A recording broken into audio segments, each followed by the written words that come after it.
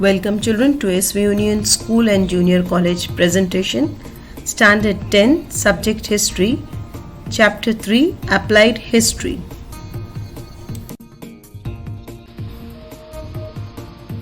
Welcome children, today we are going to see the third chapter of history, that is Applied History. 3.1, what is Applied History? 3.2, Applied History and Research in Various Fields. 3.3, Applied History and our Present. 3.4, Management of Cultural and Natural Heritage. 3.5, Affiliated Professional Fields. 3.1, what is Applied History? Applied history is also known as public history. Applied history is a field of study concerned with application of history for the benefit of people in the contemporary and future times. Knowledge of history is useful as it can provide guidance in finding solution to the contemporary social issues and incorporate them in the social planning. The projects and the programs related to applied history can create opportunity for people to participate along with a technical expert. So children, applied history is a public history, means about the public. It is the field of study concerned with the application of history, means where their regular lifestyle, the social lifestyle, is being compared. Contemporary mean the modern times and future times, and past is being compared with the modern times and future times. Knowledge of history is useful as it can provide guidance in finding solution, means what social issues we are dealing with today or we are facing in today's world can be solved with the help of the issues, same issues, political issues or some social issues or any other issues which were there in the past. The projects and programs related to the applied history can create opportunities for people to participate along with technical expert, means children, those who are engaged in the historical department, they can create programs and the project, and this can be a job opportunity for the people also, and for that technical support or to become a technical expert, one can compare with the past history with the modern time. 3.1, what is applied history is continued here children. Their participation in the capacity of tourists visiting museums and ancient sites is also important. Tourism creates interest in history among people. They can volunteer to participate in the conservation and preservation projects of their own city or town or village. See children, the participation of the local people where these historical monuments or the objects have been found can be the part of this. Wherever the historical monuments are there, local people can be useful for the tourism purpose. They can give more information if they know, or they can give the information to the tourist people who will be coming to visit those places. They can come as a volunteer also to participate for the preservation of any historical monument. As to preserve this for the future generation, they can come and they can also be the part of the government and take an initiative as a volunteer.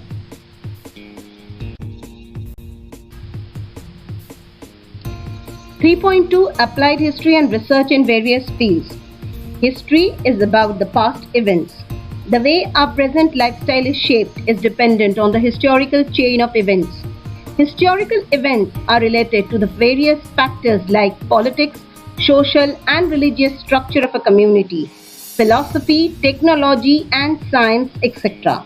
Each of these fields have their own history of building knowledge. The direction of future development in every field is dependent on the state of available knowledge. What is the state of available knowledge, children, is there? All these factors which are mentioned as a historical events needs the past history to be developed in the future.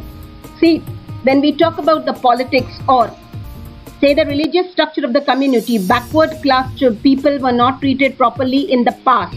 Seeing to that new constitution which was been made when India became free by Dr. Babasaheb Ambedkar, the government has very nicely tried to put down that the coming generation should not face this problems, and the caste reservation category is been mentioned there, wherein every government sectors or the institution, people should not face this problem of lower caste and upper caste. That is the reason we can see the caste category reservation which has been given in the constitution. This is the one example I'm telling you children where the chain of events are dependent. This is a chain of event which was being in past, which is connected to the present also, and which is going to be there in the future also.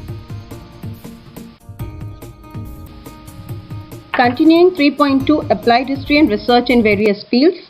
Examples of value in the research in various fields. First we will see number 1, philosophy.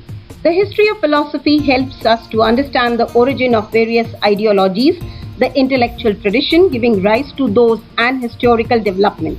Philosophy needs medium as a language of expression. Knowledge of history of language proves useful. What this point says of philosophy children is, where different ideologies of different scholars we have seen in the first chapter. Every scholar, every historian has their own ideology, opinion, principles and views. Based on this, the intellectual tradition giving rise to those, the person who knows what is right and what is wrong, these traditions have given rise and their historical development are being put into practice. See, every historical philosopher has its own ideology. Based on that the history is based. Philosophy needs as a language as a medium of expression means, if we talk about Gautam Buddha's era, that time we had a Pali language. Then if we talk about the Arabics when they came, they have their Arabic language, then the Persian. So every people as and when they became the scholars or whichever part they belong to, they have their own way language which they use as a medium of expression. To make it available to outside world, it was being later translated in the language which was globally used around the world.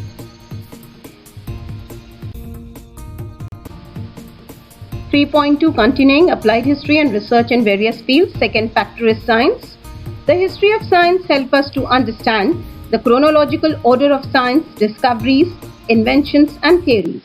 It can also help to understand the cause-effect chain that lead to those discoveries and inventions. It is said that need is the mother of inventions. Scientific discoveries, inventions are often the effect of human effort to fulfill a need and also curiosity. These efforts are based on already available scientific knowledge. What does it say? The chronological order of the things. Like when we started using the phones, we had initially the number phones which we used to go like dialing one. After that we have press button phones we got, and after that we got the small mobile like pagers in which the message used to pass from one pager number to the other pager number. Then we got fax system. Then we got today internet facility, mobiles. So this was the curiosity of the human being which has led to the inventions one after the other. In coming future generation, we don't know what new technologies will be coming related to the science and technology. So this is the need and the curiosity of today's date. When we are living in a technological world, it is required by everyone. When we are working from home children today, we are totally based on or dependent on this technology. So it is a need, and another thing we can say curiosity also. So that is the reason it is given here. The need is the mother of invention. Like when we feel hot, we want fan. From fan we move toward the coolers. Coolers, then we had ACs. So it is the need that has forced the human beings to discover and make inventions of new things as and when required by everyone as per the requirement. Continuing 3.2, applied history and research in various fields. Third factor is the technology. The history of technology helps in understanding the changes and their causes in the field of agriculture production, commodity production, architecture, engineering, etc. Scientific discoveries and technology are mutually dependent on each other. Knowledge of science and technology was very important for making stone tools to agricultural production in the evolution of mankind. Later, the advancement of science promoted the mechanization of production. What does these points say? As the man started evolving, making more and more progress, more and more population started increasing, the need of science and technology was required more for the mechanization of the production. Means more and more new machines were introduced for the production. Take for an example agricultural production, where previously the people used to work day and night in the fields Now, with the mechanization, new machines, new technology, the workload of the farmer has become easier.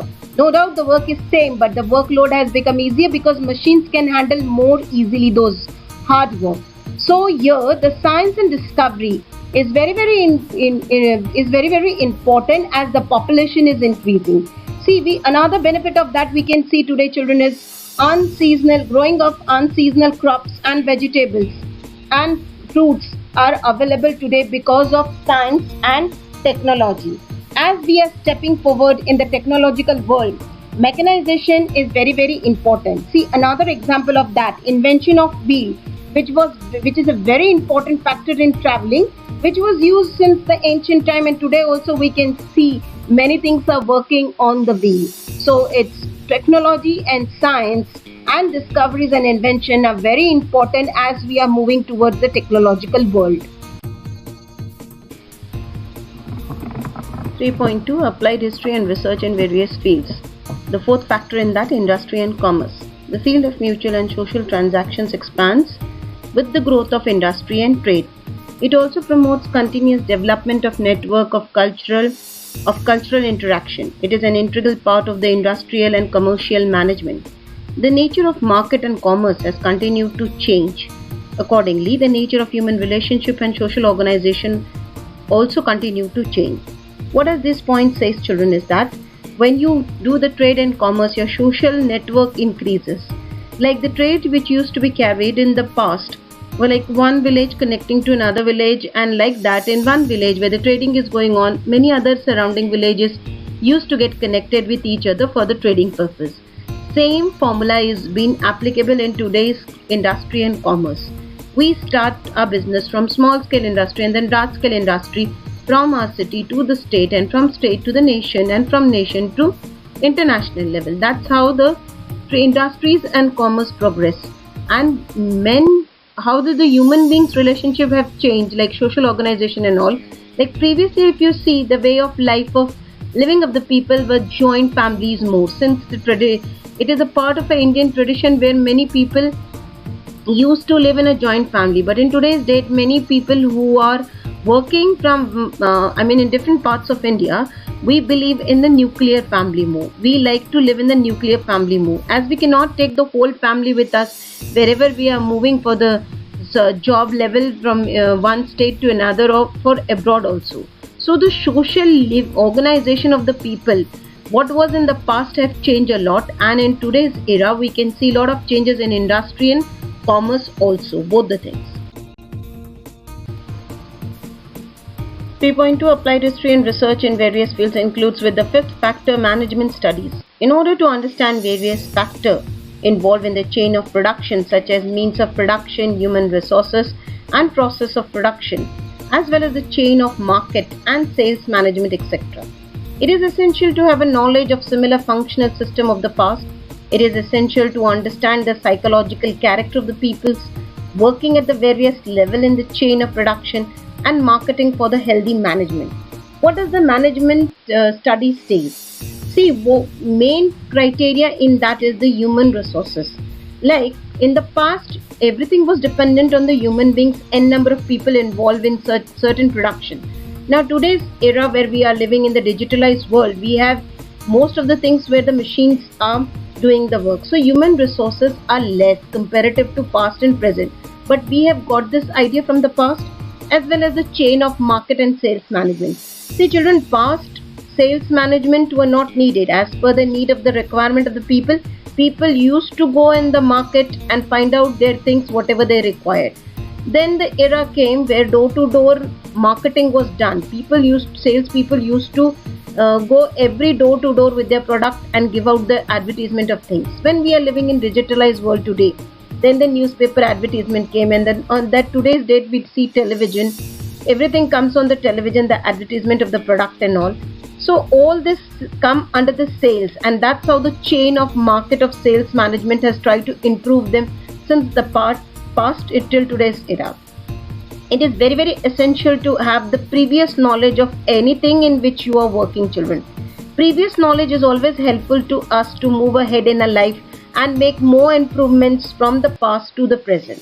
It is essential to understand the psychological character of the people, like what were the requirement in the past of the people were totally different. Whereas in today's date, each and every person's requirement is more. Everything is like we are related to technological world, digitalized world. So right from the kitchen till the office, we need everything which is working on the electricity or which is working on the technology base.